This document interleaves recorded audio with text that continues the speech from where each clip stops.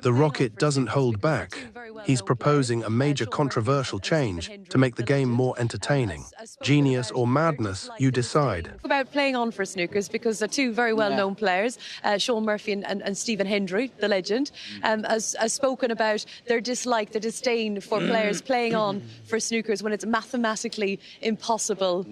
Then we miss out on things like Jimmy White's first ranking event win against Cliff Thorburn in either snooker with pink and black left. He won. Nigel Bond did the same against John Higgins in the British Open way back when. The same thing. And so, look, let me give you an example of why this would be silly if you think about it. Say you've got 6 reds left and you're 64 in front.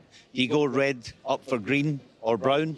And you pot green or brown and we say, all right, that's enough of that frame, let's get on with the next one. It would actually be really silly if you think about it properly. The fact that we would have missed out on that drama today. What's your take on it, Ronnie? I think you should bring a rule out where you get snooker players. That's probably a better rule. Going for snookers can be fun. Boring snooker players that just drag the game out. I mean, get rid of them. Fine them. Do something. Make them play snooker instead of just draining the life out of everybody. How often have you played on for 3 snookers? I don't, nah. Not my thing, snooker, because I'd rather get on with the next frame.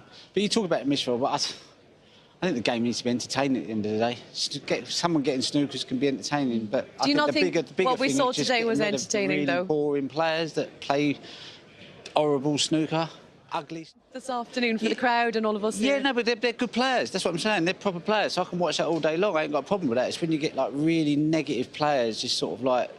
It's like hard to watch. I think that's a more important thing to get rid of than people playing for snookers. I think we're talking about something that's not really important. It's the way the game's played that should be, you know, more important. But it is called snooker at the end of the day. Yeah, I mean, when a player needs one legitimate to be able to try and get the 4-point penalty, and it happens a lot. You know, I get Ronnie's point. Yes, I think shot clocks and all that, that would be difficult to introduce, but there are players who go overboard with the time they take on average shot times, but you know, that's something, another argument. I don't even think you need a shot clock. I just encourage people to play snooker properly instead of like watching a lot of these players I see. They're just painful to watch. I think, like, I don't know. Everyone has their style, though. Yeah, but there's winning style. I mean, play a winning game. If you play like that, you can't win. So what's the point? You might as well try and play the game like... Go and watch Stephen Hendry videos and just try and emulate that. I don't know if we've opened a big can of worms again here. Yeah, but we might as well. Oh, we might as well. That stuff. We might as well get down to nitty-gritty and get honest for a change. Who's going to win this match? John Higgins.